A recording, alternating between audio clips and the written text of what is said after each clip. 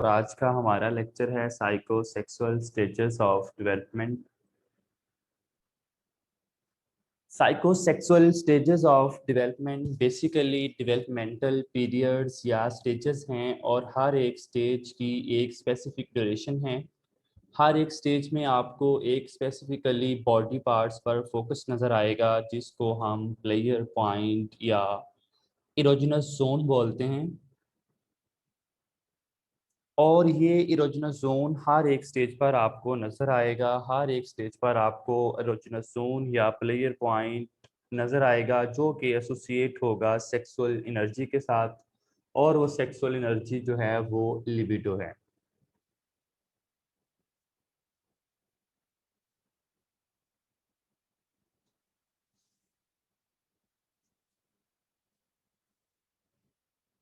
अब Sigmund Freud ने human development को एक्सप्लेन करने के लिए हमें एक स्टेज मॉडल दिया था जिसको हम साइकोसेक्सुअल स्टेजेस ऑफ डेवलपमेंट कहते हैं।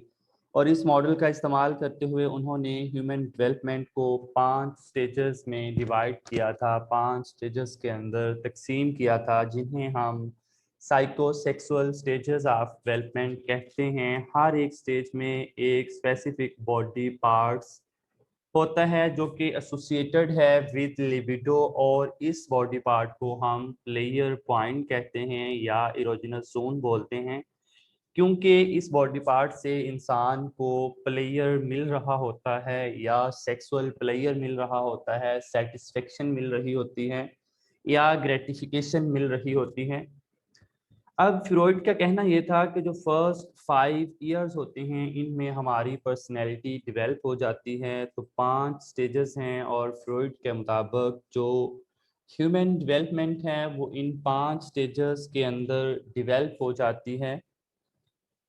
इन 5 स्टेजेस के ऊपर फोकस कर रही होती है, इन फोकस होती है, और इस थ्योरी को हम डेवलपमेंट ऑफ पर्सनैलिटी की थ्योरी के तौर पर भी कहते हैं। तो हम ये कह सकते हैं कि जो ह्यूमन डेवलपमेंट है वो 5 स्टेजेस के ऊपर फॉर्मेट होती है, और हर एक स्टेज पर एक डिफरेंट बॉडी पार्ट है जो कि इन फोकस होता है फ्रॉम द ऑर्गेनिज्म। और इस बॉडी पार्ट का ताल्लुक बेसिकली प्लेयर से होता है या सेक्सुअल प्लेयर से होता है। अब यहाँ पर एक बहुत इम्पोर्टेंट बात याद रखने की ये है कि ऑल्दो फ्रॉइड ने टर्म्स जो हैं वो सेक्सुअल या सेक्स की इस्तेमाल की थी, लेकिन उसका मतलब सिर्फ सेक्सुअल प्लेयर नहीं था, बल्कि मुख्तलिफ तरह के प्लेयर थे जिनका ताल्लुक मुख्तलिफ डोमेन से था। फॉर एग्जांपल फिजिकल प्लेयर, या इसके अलावा एक्साइटमेंट हो सकती है या स्टिमुलेशन हो सकती है, सेटिस्फेक्शन हो सकती है, ग्रेटिफिकेशन हो सकती है। तो सेक्सुअल प्लेयर की जब बात आ रही है तो हम यहाँ पर सिर्फ और सिर्फ सेक्सुअल प्लेयर, फिजिकल प्लेयर की बात ही नहीं कर रहे, बल्कि प्लेजेंट फीलिंग्स की भी बात कर रहे हैं, एक्साइटमेंट की भी बात कर रहे हैं, स्टिमुलेशन की भी बात कर रहे हैं। अब ये जो बॉडी पार्ट्स हैं हर एक स्टेज के ऊपर इसका ताल्लुक सेक्सुअल प्लेयर से है, और फिर इसको हम इरोजिनस जोन बोलते हैं या प्लेयर पॉइंट का भी नाम देते हैं। मिसाल के तौर पर पहली स्टेज ऑरल स्टेज है, और इस स्टेज में जो बॉडी पार्ट है वो माउथ है। तो माउथ से बच्चा प्लेयर हासिल करेगा, क्योंकि माउथ इस स्टेज में इरोजिनस जोन है या प्लेयर पॉइंट है, क्योंकि बच्चा माउथ से प्लेयर हासिल करेगा। वो जो माउथ से बच्चा प्लेयर हासिल कर रहा है, तो माउथ इस स्टेज में क्या है, माउथ स्टेज में हमारे पास इरोजिनस जोन है या प्लेयर पॉइंट होगा। एनल स्टेज पर कंसंट्रेशन या अटेंशन एनस पर होती है, इसी वजह से यहाँ पर एनस से प्लेयर हासिल किया जाता है, या फिर एनस से सेक्सुअल प्लेयर हासिल करेगा बच्चा या किया जाता है। और इस स्टेज में जो इरोजिनस जोन या प्लेयर पॉइंट होगा वो एनस होगा। इसी तरह आगे भी मुख्तलिफ स्टेजों पर मुख्तलिफ बॉडी पार्ट्स इस्तेमाल होते हैं, मुख्तलिफ बॉडी पार्ट्स हैं, और वो जो बॉडी पार्ट्स हैं उन्हें हम इरोजिनस जोन बोलते हैं या प्लेयर पॉइंट के नाम से जानते हैं। अब जो सेक्सुअल प्लेयर या प्लेयर होता है, इसका ताल्लुक सेक्सुअल एनर्जी से होता है और उस एनर्जी को हम लिबिडो कहते हैं, जिसका लास्ट टाइम मैंने बताया था कि लिबिडो का इंग्लिश में बेसिकली मीनिंग होता है lust.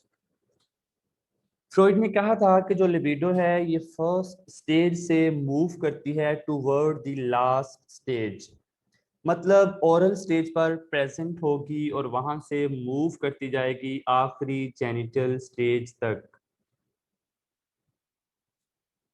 Psychosexual stages of development के आगाज में इन स्टेजेस को शुरू करने से पहले जो बातें मैं आप लोगों के साथ डिस्कस कर रहा हूँ ये बहुत ही इम्पोर्टेंट बातें हैं। आप मेरा यकीन करें कि ये बातें कोई टीचर्स भी इतनी तफसील के साथ नहीं बताता और बुक्स में और नोट्स में और वेबसाइट्स में भी इतनी तफसील के साथ समझ में नहीं आती। अगर आपने लिबिडो को समझ लिया, इरोजिनस जोन को समझ लिया, तो समझें आपकी स्टेजेस क्लियर हो गई। इन स्टेजेस को अगर हम लिबिडो के रेफरेंस के लिहाज से याद रखेंगे तो ये बहुत इजी हो जाएंगी। तो अगर ड्यूरिंग डेवलपमेंट कोई प्रॉब्लम या गड़बड़ नहीं आती तो इसकी जो बच्चे की सेक्सुअल एनर्जी यानी कि लिबिडो की मूवमेंट होगी वो स्मूथ मूवमेंट होगी, वो बगैर कहीं रुके आसानी से एक स्टेज के पीरियड या ड्यूरेशन के ख़त्म होने के बाद दूसरी स्टेज पर अपने आप को मूव कर लेगी। लेकिन बाद औक़ात होता ये है कि कुछ हर्डल्स आ जाती हैं जिनकी वजह से जब एक स्टेज की ड्यूरेशन ख़त्म होती है, एक स्टेज का जो टाइम पीरियड है वो ख़त्म होता है, तो लिबिडो मुकम्मल तौर पर अपने आप को स्मूथली अगली स्टेज पर मुंतकिल नहीं कर पाती, उसका कुछ ना कुछ हिस्सा पिछली स्टेज पर रह जाता है, मुकम्मल तौर पर मूव नहीं हो पाती टू द नेक्स्ट स्टेज। और जब पिछली स्टेज पर लिबिडो की कुछ अमाउंट रह जाए तो इसको हम कहते हैं फिक्सेशन। और फिक्सेशन दो रीजन की वजह से हो सकती है, फर्स्ट ओवर ग्रेटिफिकेशन या ओवर सेटिस्फेक्शन, और सेकंड अंडर ग्रेटिफिकेशन या अंडर सेटिस्फेक्शन। तो किसी भी स्टेज में अगर ओवर ग्रेटिफिकेशन होगी या ओवर सेटिस्फेक्शन हो रही है तो दोनों की वजह से, या अंडर ग्रेटिफिकेशन अंडर सेटिस्फेक्शन हो रही है, इन दोनों केसेस की वजह से लिबिडो का कुछ ना कुछ हिस्सा उस स्टेज पर रह जाएगा और बाकी लिबिडो अगली स्टेज पर मूव कर जाएगी। और जो स्मूथ मूवमेंट होगी लिबिडो की वो डिस्टर्ब हो जाएगी, तो इसको हम फिक्सेशन बोलते हैं। अब मैंने आपको बताया कि हर एक स्पेसिफिक स्टेज पर एक स्पेसिफिक बॉडी पार्ट है जिसका ताल्लुक सेक्सुअल प्लेयर से है, और इस बॉडी पार्ट को हम प्लेयर पॉइंट या इरोजिनस जोन बोलते हैं। और हर एक इरोजिनस जोन पर लिबिडो होती है और स्पेसिफिक टाइम पीरियड या ड्यूरेशन के ख़त्म होने के बाद लिबिडो ने अपने आप को आगे मूव करना होता है नेक्स्ट स्टेज पर, और अगर कोई हर्डल नहीं आई तो लिबिडो स्मूथली मूव कर जाएगी। लेकिन अगर हर्डल्स आ जाती हैं, कोई गड़बड़ हो जाती है, तो इसका कुछ ना कुछ हिस्सा पिछली स्टेज पर रह जाएगा और बाकी लिबिडो अगली स्टेज पर मूव कर जाएगी, और उसका कुछ ना कुछ हिस्सा पिछली स्टेज पर जो रह गया है, तो इस प्रोसेस को हम फिक्सेशन बोलते हैं। और फिक्सेशन ओवर ग्रेटिफिकेशन या अंडर ग्रेटिफिकेशन की वजह से हो सकती है। अगर दौरान लेक्चर आपको कहीं भी कंफ्यूजन हो तो आप लेक्चर्स के दौरान क्वेश्चन कर सकते हैं, हैंड रेज कर सकते हैं। अब बेसिकली जब हम ओवर ग्रेटिफिकेशन या अंडर ग्रेटिफिकेशन की बात करते हैं तो हम ये over gratification, over satisfaction, under gratification, satisfaction की बात लिबिडो के रेफरेंस में करते हैं। जब लिबिडो ज़रूरत से ज़्यादा इस्तेमाल होगी तो हम उसे ओवर ग्रेटिफिकेशन कहेंगे, और जब लिबिडो ज़रूरत से कम इस्तेमाल होगी तो इसको हम कहेंगे अंडर ग्रेटिफिकेशन, अंडर सेटिस्फेक्शन। और अगर लिबिडो जो है उस को ओवर ग्रेटिफिकेशन कहा जाता है, तो इन दोनों केसेस में लिबिडो का जो स्मूथ फ्लो है वो डिस्टर्ब हो जाता है, और फिर लिबिडो जब आगे मूव करती है तो उसकी कुछ ना कुछ अमाउंट पीछे रह जाती है, और इसको हम फिक्सेशन कहते हैं। अब मिसाल के तौर पर पहली स्टेज है ओरल स्टेज। अब इस स्टेज में बेसिकली जो प्लेयर पॉइंट है, जो इरोजिनस जोन है, वो माउथ है।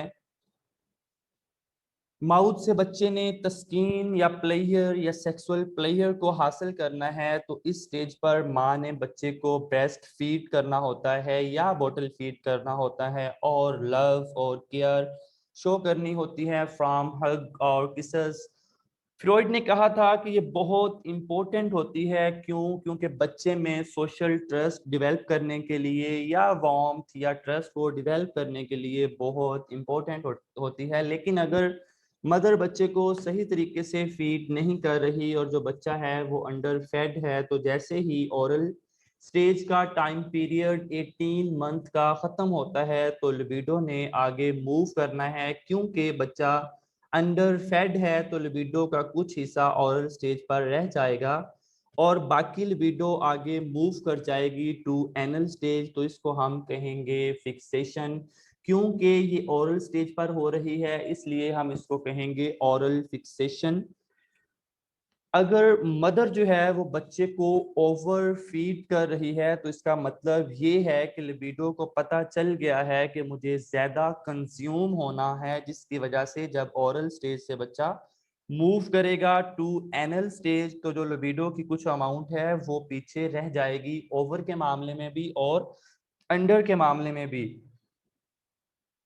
तो ओवर के मामले में पीछे क्यों रहेगी? Just because of over consumption. तो चाहे ओवर फीडिंग हो चाहे अंडर फीडिंग हो, दोनों ही केसेस में लिबिडो का कुछ ना कुछ हिस्सा पीछे रह जाएगा जो कि फिक्सेशन का बायस बनेगा। और सिगमंड फ्रॉइड कहते थे कि जो फिक्सेशन है ये पूरी लाइफ, ये होल लाइफ इंसान की तमाम जिंदगी में जिंदगी भर इंसान के साथ फिक्सेशन होती है। इसके ऊपर इंसान की जो अडल्ट पर्सनैलिटी है उसके ऊपर फिक्सेशन के गहरे निशानात होते हैं। फिक्सेशन अपने गहरे असरात या गहरे निशानात अडल्ट पर्सनैलिटीज के ऊपर छोड़ देती है। और ये कंसेप्ट मैं आज आप लोगों को समझाऊंगा कि कैसे फिक्सेशन अडल्ट पर्सनैलिटीज के ऊपर अपने गहरे निशानात या असरात छोड़ देती है। और जो मुख्तलिफ साइकोलॉजिकल प्रॉब्लम्स हैं या मेल एडजस्टमेंट है या एडजस्टमेंट इश्यूज हैं वो इन्हें फिक्सेशन की वजह से पैदा होते हैं। तो ये कुछ कंसेप्ट्स थे जो कि काफ़ी ज़्यादा इम्पोर्टेंट हैं साइकोसेक्सुअल स्टेजेस ऑफ डेवलपमेंट के लिहाज से। तो सिगमंड फ्रॉइड ने जो 5 स्टेजेस दी थी उनमें से नंबर 1 ऑरल स्टेज है, नंबर 2 एनल स्टेज है, नंबर 3 पर फैलिक स्टेज आती है, 4 पर लेटेंसी स्टेज आती है और 5th और लास्ट स्टेज जेनिटल स्टेज है। इन स्टेजेस को स्टार्ट करने से पहले एक और इम्पोर्टेंट नुक्ता नज़र, एक और इम्पोर्टेंट पॉइंट आप लोगों को बताता चलूं जो कि ज़रूरी है। वो पॉइंट ये है कि मुख्तलिफ किताबों में इन स्टेजेस की जो ड्यूरेशन है वो मुख्तलिफ अंदाज से लिखी गई है। कहीं पर ओरल स्टेज को बर्थ टू 2 years लिखा हुआ है, कहीं पर बर्थ टू 1.5 year लिखा हुआ है और कहीं पर बर्थ टू 18 मंथ या 0 to 18 मंथ लिखा हुआ है। तो ज्यादातर किताबों में बर्थ टू 18 मंथ लिखा हुआ है, तो इसी वजह से मैंने जो ड्यूरेशन ज्यादातर किताबों के अंदर गिवन है वही मैंने यहाँ पर ऐड की है, इन स्टेजेस में उसी ड्यूरेशन को डाला है। तो फर्स्ट स्टेज हमारे पास ओरल स्टेज आती है। ओरल स्टेज जैसा कि नाम से ही जाहिर हो रहा है कि यहाँ पर मैंने पहले भी बताया है कि इरोजेनस जोन या जो प्लेयर पॉइंट होगा वो माउथ होगा या ओरल कैविटी होगी। और इसका जो ड्यूरेशन है वो बर्थ टू 18 मंथ तक है, या फिर आप कह लें कि जो इन्फेंसी का पीरियड होता है इसका ताल्लुक ओरल स्टेज से होता है। अक्सर ये क्वेश्चन अराइज होता है कि फ्रॉइड की कौन सी साइकोसेक्सुअल स्टेज है जिसका ताल्लुक इन्फेंसी से होता है, इन्फेंट से होता है। तो याद रखिएगा ओरल स्टेज का ताल्लुक इन्फेंसी से होता है, इन्फेंट से होता है, क्योंकि जो 2 साल तक का बच्चा होता है उसे हम इन्फेंट कहते हैं और वो पीरियड इन्फेंसी होता है। तो यहाँ पर बच्चा हर चीज को माउथ में लेने की कोशिश करता है। क्यों? क्योंकि वहां से उसे प्लेयर फील होता है अकॉर्डिंग टू फ्रॉइड। या फिर सेक्सुअल प्लेयर मिलता है, और मैंने पहले बताया है कि सेक्सुअल प्लेयर का हरगिज मतलब सेक्सुअल प्लेयर ही नहीं है, बल्कि इसका मतलब इत्मीनान, सुकून, सेटिस्फेक्शन, ग्रेटिफिकेशन होता है। तो अब यहाँ पर सिगमंड फ्रॉइड ने बताया था कि मदर का रोल बहुत ज्यादा इम्पोर्टेंट हो जाता है, क्योंकि उसने बच्चे को अच्छे तरीके से फीड करना होता है, क्योंकि जितनी ये स्टेज बायोलॉजिकल नरिशमेंट की है, यहाँ पर बायोलॉजिकल नरिशमेंट में माँ ने बच्चे को दूध पिलाना होता है, उसकी खुराक का ख्याल रखना होता है, वहां पर ये स्टेज उतनी ही इम्पोर्टेंट सोशल नरिशमेंट की भी होती है, जो कि जिसके असरात बाद में शो होते हैं। अब इस सोशल नरिशमेंट में क्या आता है, यहाँ पर बच्चे ने ट्रस्ट डेवलप करना होगा अपनी माँ के हवाले से, और इस दुनिया के हवाले से उसे वार्मथ का एहसास होगा, उसे क्लोजनेस का एहसास होगा। लेकिन अगर मदर बच्चे को जरूरत से कम फीड करती है या फिर जरूरत से ज्यादा फीड करती है, तो दोनों ही सूरत हाल में लिबिडो का कुछ हिस्सा उस स्टेज पर रह जाएगा और बाकी लिबिडो इस स्टेज की ड्यूरेशन खत्म होने के बाद एनल स्टेज पर मूव कर जाएगी। तो बच्चे का सारी जिंदगी उस लिबिडो की वजह से जो कंसंट्रेट है वो माउथ पर रह जाएगा। तो इसको हम ओरल फिक्सेशन कहते हैं, क्योंकि ये ओरल स्टेज में हो रही है, इसलिए ये ओरल फिक्सेशन है। और सोशल नरिशमेंट के लिए बच्चे को गोद में उठाना भी जरूरी है, उसे हग करना, उसे बोसा देना भी बहुत जरूरी है, क्योंकि उसमें ट्रस्ट डेवलप होगा, सोशल ट्रस्ट डेवलप होगा।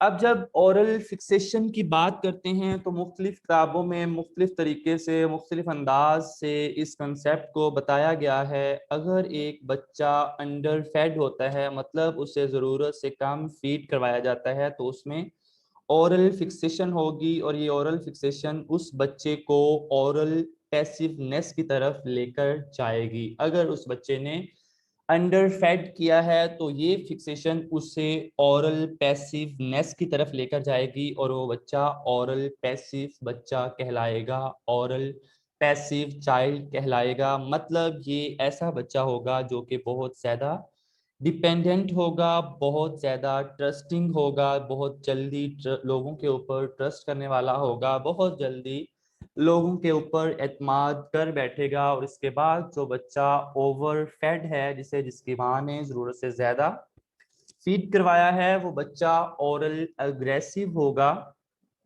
उसमें अग्रेशन का जो लेवल है वो ज्यादा पाया जाएगा, वो ज्यादा डोमिनेटिंग होगा। अब इस कंसेप्ट को एक दूसरे अंदाज में भी समझाया जाता है कि जो फिक्सेशन है इसको दो हिस्सों में तकसीम किया जाता है, दो हिस्सों में डिवाइड कर लिया जाता है। जो ओरल स्टेज है, इसका पहला हिस्सा इसका early part of oral stage, और दूसरा हिस्सा इस स्टेज का लेटर पार्ट है। तो कुछ इफेक्ट्स हमें early parts of the oral stage में फिक्सेशन की वजह से नजर आते हैं, और कुछ इफेक्ट्स हमें later parts of the oral stage में फिक्सेशन की वजह से नजर आते हैं। अगर अर्ली पार्ट्स में फिक्सेशन होती है तो जो रिजल्ट्स आता है या जो इफेक्ट्स प्रोड्यूस होता है उसको हम ओरल इनकॉर्पोरेटिव करेक्टर कहते हैं। याद रखिएगा कि ओरल इनकॉर्पोरेटिव करेक्टर का ताल्लुक early part of oral stage से होता है। जो early part of oral stage की वजह से फिक्सेशन आ रही है उससे होता है। तो अगर early part of the oral stage में फिक्सेशन हो रही है तो इसकी वजह से बच्चा एक गुड लिसनर होगा, एक्सेसिव ईटर होगा। आप लोगों ने बहुत मोटे और बहुत ज्यादा खाने वाले लोग देखे होंगे, उनकी early stage of oral fixation हुई होती है, जिसकी वजह से वो एक्सेसिव ईटर होते हैं। इसके अलावा वो ड्रिंकर हो सकते हैं, किसर और स्मोकर हो सकता है, और बहुत ज्यादा डिपेंडेंट हो सकता है, बहुत ज्यादा एडिक्टेड हो सकता है, ड्रग एडिक्टेड हो सकता है। वो डिपेंडेंट हो सकता है, गुलेबल हो सकता है। गुलेबल का मतलब होता है धोखे देने वाला, धोखेबाज। तो आप ये समझ लें कि जो मैंने दो कंसेप्ट बताए थे, पहले मैंने ओरल पैसिव का भी जिक्र किया था। तो जो ओरल पैसिव और ओरल इनकॉर्पोरेटिव कैरेक्टर हैं, ये दोनों सिनोनिम्स हैं, और ये दोनों टर्म्स इंटरचेंजेबली यूज होती हैं। कहीं ओरल पैसिव की टर्म इस्तेमाल होगी तो कहीं ओरल इनकॉर्पोरेटिव की टर्म इस्तेमाल होगी, क्योंकि ये दोनों टर्म इंटरचेंजेबली यूज होती हैं। और दोनों का ताल्लुक early part of oral fixation से है, तो जो दोनों के इफेक्ट्स हैं वो सेम होते हैं। अब दोनों के इफेक्ट्स क्या हैं कि बच्चा गुड लिसनर होता है, एक्सेसिव ईटर होता है, ड्रिंकर किसर स्मोकर हो सकता है। इसके बाद आते हैं later part of oral stage में फिक्सेशन हो तो फिर क्या होता है, तो इसको हम सैडिस्टिक ओरल करेक्टर के नाम से भी जानते हैं और इसको हम ओरल अग्रेसिव के करेक्टर के नाम से भी जानते हैं, जो कि मैंने पहले जिक्र किया था। जैसा कि पहली स्टेज अर्ली फिक्सेशन को हम दो नाम देते हैं, दो टर्म्स इंटरचेंजेबली यूज होती हैं, ओरल पैसिव और ओरल इनकॉर्पोरेटिव।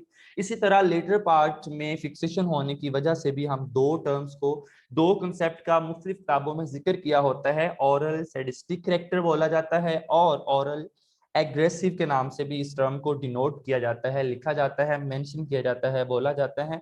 तो जो इंडिविजुअल होगा वो काफी ज्यादा अग्रेसिव होगा, डोमिनेटिंग होगा, सार्कास्टिक होगा, मतलब तंजिया होगा, सिनिकल होगा, हर चीज में कोई ना कोई तनकीद करने वाला या कीड़े निकालने वाला हो सकता है। अब ये अर्ली और later part of the oral stage क्या होते हैं, बेसिकली इनको अर्ली और लेटर पार्ट क्यों कहा जाता है और ये कहाँ से स्टार्ट होते हैं। अर्ली पार्ट से मुराद दांत निकलने से पहले वाला अरसा, यानी कि दांत निकलना शुरू होने से पहले वाला ड्यूरेशन में जो ओरल स्टेज की फिक्सेशन हो रही है उसको हम early part of the oral stage fixation बोलते हैं।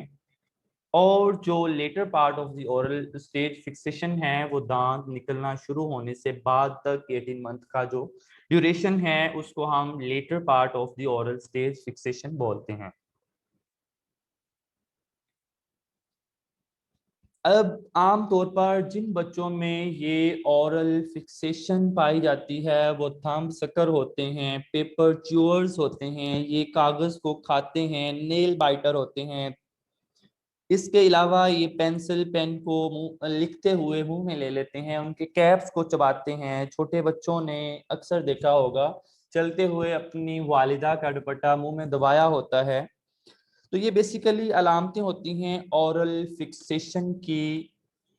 अच्छा, यहाँ पर एक और बात बताता चलूं कि जो सिगमंड फ्रॉइड की ये थ्योरी है ये बेसिकली एक थ्योरी है, कोई लॉ नहीं है कि आप में से खुदा ना खास्ता कोई थंब सकर हो, कोई नेल बाइटर हो तो आप उसे कहें कि भाई तुम्हारे वालिदैन ने तुम्हें सही से फीड ही नहीं करवाया। तो ये बात भी बहुत गलत है चूंकि ये सिगमंड फ्रॉइड की एक थ्योरी है।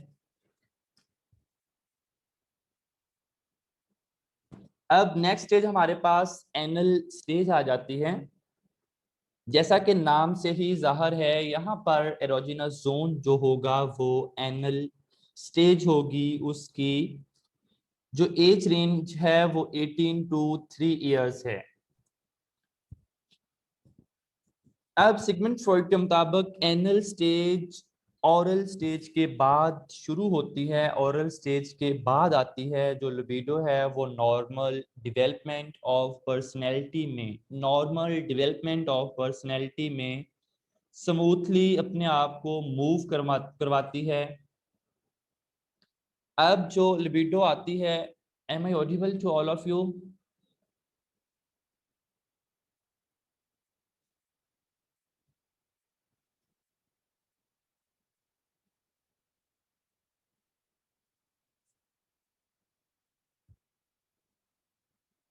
क्या आप लोग मुझे सुन सकते हैं?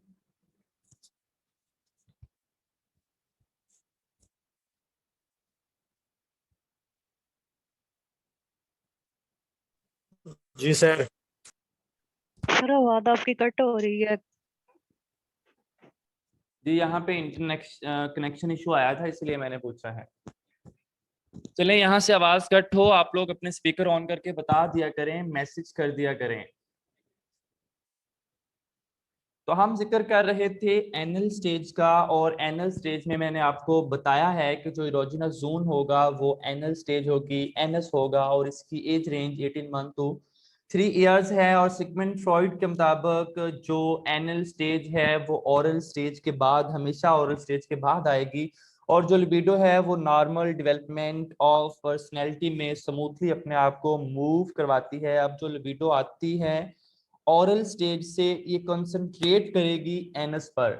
ओरल स्टेज में लिबिडो का कंसंट्रेट था माउथ पर, एनल स्टेज में जो लिबिडो ओरल स्टेज से मूव करके स्मूथली मूव करके आई है उसका कंसंट्रेट होगा एनस पर। और जो प्लेयर या सेक्सुअल प्लेयर या ग्रेटिफिकेशन या फिर सेटिस्फेक्शन का एहसास बच्चे को अपनी एनस से होगा, तो सिगमंड फ्रॉइड के मुताबिक जो गैस्ट्रिक डिस्चार्ज है वो बच्चे की पहली सेल्फ क्रिएशन होती है। अब सिगमंड फ्रॉइड ने यहाँ पर टॉयलेट ट्रेनिंग का जिक्र किया था और कहा था कि इस स्टेज में टॉयलेट ट्रेनिंग का बहुत ज़्यादा अहम रोल होता है। और अकॉर्डिंग टू सिगमंड फ्रॉइड इस टॉयलेट ट्रेनिंग का मतलब वर्बल कम्युनिकेशन होता है। कौन सी verbal communication? Verbal communication between child and mother and her his mother, कि किस तरह से बच्चे ने अपने आप को रिलीफ देना है डेफिकेशन के जरिए या यूरिनेशन के जरिए। तो इस दौरान जो बच्चे क्या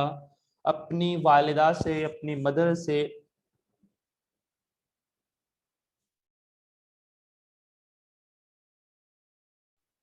तो इस दौरान जो बच्चे का अपनी माँ से, अपनी मॉम से कम्युनिकेशन होगी उसको हम टॉयलेट ट्रेनिंग कहते हैं। तो सिगमंड फ्रॉइड का कहना ये था कि अगर माँ बच्चे से बहुत ज़्यादा हार्शली पेश आएगी, बहुत ज़्यादा हार्श एटीट्यूड की वजह से बच्चे में एनल फिक्सेशन हो सकती है। मैंने फिक्सेशन की टर्म को बहुत दफ़ा रिपीट किया और बहुत दफ़ा समझाने की कोशिश की, क्योंकि यहाँ पर एनल स्टेज है और इसमें जो फिक्सेशन हो रही है उसको हम एनल फिक्सेशन बोलते हैं। सिगमंड फ्रॉइड के मुताबिक अगर वालिदा अपने बच्चे के साथ हार्शली पेश आएगी तो उसमें जो फिक्सेशन होगी, उसका हार्श एटीट्यूड होगा, वो एनल फिक्सेशन हो सकती है।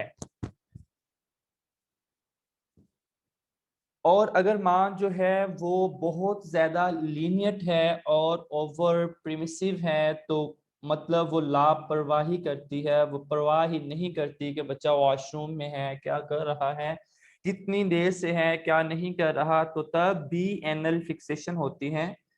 तो अब अगर माँ हार्श है तो जैसे ही बच्चा टॉयलेट जाएगा और वो अपने आप को रिलीफ पहुंचाने की कोशिश करेगा फ्रॉम डेफिकेशन, थ्रू डेफिकेशन या यूरिनेशन,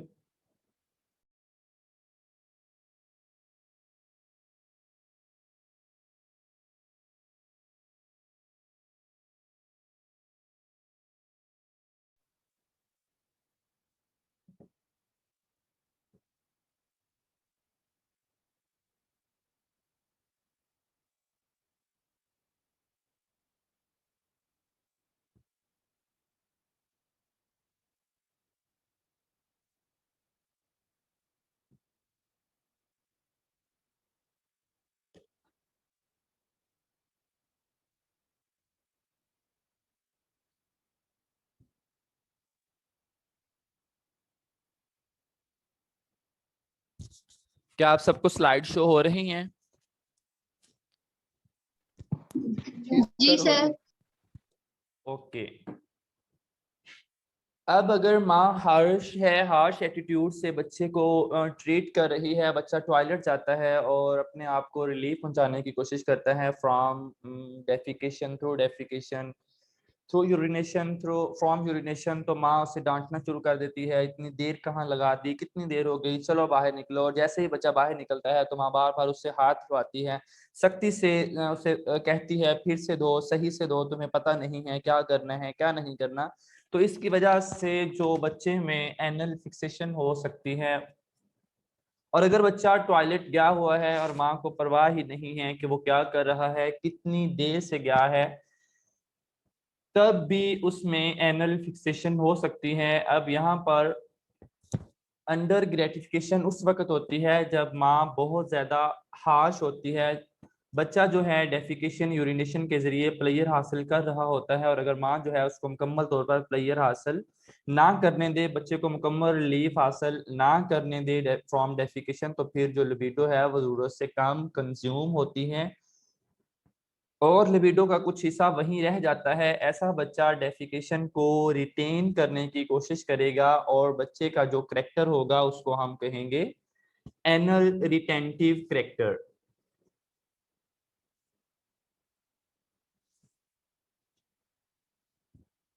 वो बच्चा नहीं बताएगा कि उसने टॉयलेट जाना है या नहीं जाना, आप समझ लें कि वो डेफिकेशन को होल्ड करना शुरू कर देता है। अब हम समझते हैं कि ओवर ग्रेटिफिकेशन किसे कहते हैं। ओवर ग्रेटिफिकेशन क्या होती है एनल स्टेज में। अगर माँ बहुत ज्यादा केयरलेस है, ओवर प्रिमिसिव है, तो होता यह है कि जब बच्चों को डेफिकेशन के बाद रिलीफ मिलता है तो अगर वो ज्यादा देर तक टॉयलेट में रहें तो फिर वो अपने सेक्सुअल ऑर्गन के साथ एक्सपेरिमेंट करना शुरू कर देते हैं और इसके थ्रू से उन बच्चों को प्लेयर या सेक्सुअल प्लेयर मिल रहा होता है। और अगर ऐसा टाइमली चलता रहे और माँ इस पर परवाह ना करे, माँ मुसलसल बच्चे पर गौर नहीं करती, तो बच्चे का जो करेक्टर बनेगा वो एनल एक्सपल्सिव होगा। अब हम इन दोनों के इफेक्ट्स को अंडरस्टैंड करने की कोशिश करते हैं।